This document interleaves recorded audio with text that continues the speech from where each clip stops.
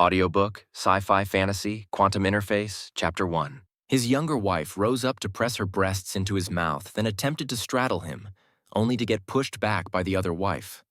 His other wife then brought his hand to her firm breast, and he teased at her erect nipples. Wishing that he had another mouth so that he could experience the pleasure of all four breasts at the same time, he allowed the action to come to him. She brought his hand down her midsection into her thick fluff of pubic hair, and after stroking his fingers through it like a comb, he parted the hair to explore the moist folds of skin that they had camouflaged.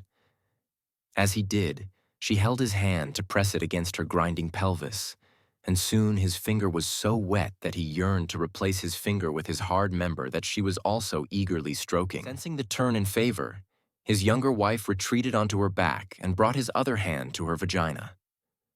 To his surprise, her pubic area was impeccably clean-shaven, as if it had just been waxed. He took a moment to savor the smoothness of the moist folds of skin between his fingers, then contemplated which one of them to experience first. Not that it mattered. Someone's full of energy. Ready for round two? His older wife purred in a low, seductive voice. Round two? Ian questioned himself before responding. I'm always ready to please my beautiful wives, he replied confidently while trying to recall her voice. But as he spoke, he couldn't help noticing the peculiarity of his own voice and hoped she didn't share the same thought.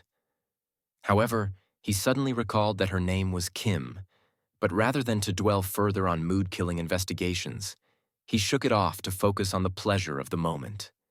He rose up to position himself between Kim's thighs and with her eager guidance, penetrated her. Awkward repositioning soon settled into comfortable stroking, and after a few minutes, he hoisted her legs onto his shoulders. Reaching down with both hands to cup both breasts firmly, he proceeded to slap his pelvis against her thick thighs. Kim's short gasps only encouraged him to intensify his pelvic thrusts, but instead of stopping him, she urged him to go harder. She also reached out for her sister wife to come to her, and her sister wife came to her breasts and began licking and sucking on her nipples that were poking out between her husband's fingers. Observing his younger wives raised posterior, Ian left one of Kim's breasts and began fondling her vagina. Soon, his younger wife noticed his sudden jerking movements and knew that he was about to climax, so she pulled him away from Kim and proceeded to stroke him before finally taking him into her mouth to finish him. When she was done, she reclined against the pillows with her thighs open in eager anticipation that it was finally her turn. However, Ian had a new surprise in store for his wives. He hopped off the bed hastily, went over to his travel bag on the floor, and rifled through it until he came out with a small black box with gold trim. Curiosity filled both women's eyes on his return to the bed. Kim's curiosity piqued. "What's that?" she asked. His younger wife chimed in, her African accent adding a touch of intrigue. "Yeah, what is it?" The second his younger wife spoke, Ian remembered her name was Khadijah. "It's something new I want to try," he replied with a mischievous grin. Opening the box, he revealed a small plastic bag containing several stainless steel items, an elongated electrical cord resembling a USB cord, and a smaller black plastic box. Kim couldn't help but comment sarcastically, "Looks like another sex toy for Khadijah." Her remark served as a way to divert attention away from herself, as she wasn't particularly fond of Ian's fondness for sexual gadgets. Khadijah, on the other hand, loved exploring new toys and glanced at Kim with a feigned smile before refocusing on Ian. Curiosity got the better of Khadijah as she inquired, "What does it do?" "You'll see," Ian replied cryptically. He opened the plastic bag, pouring its contents into his palm. Among them were 3 pin spikes and a triangular metal frame. "Lie down," he instructed Khadijah as he positioned himself between her legs. "This might cause some discomfort, but you'll love it," he warned, yet she trusted him implicitly, no matter what his intentions may be. Taking one of the small metal pin spikes, he placed it just above her clitoris and gently pressed it into her skin. Khadijah winced in pain but let out a controlled scream. Kim rolled closer to get a better look. "Is there any blood?" Khadijah asked her. "Nope," Kim replied, but Khadijah wasn't convinced, so she felt at her pubic area to confirm the anomaly. Kim turned to Ian. Her curiosity piqued. "Why is there no blood?" Ian explained that the pins used were smaller than surgical needles, causing minimal blood flow that quickly self-heals the skin.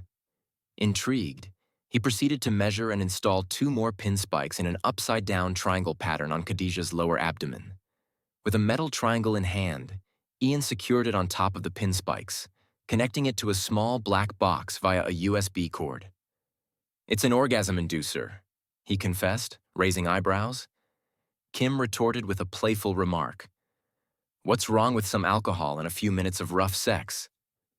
"Did you orgasm just now?" he asked. "No, you left me hanging," she added in a disappointed tone. Ian switched on the device, and a hush fell over the room.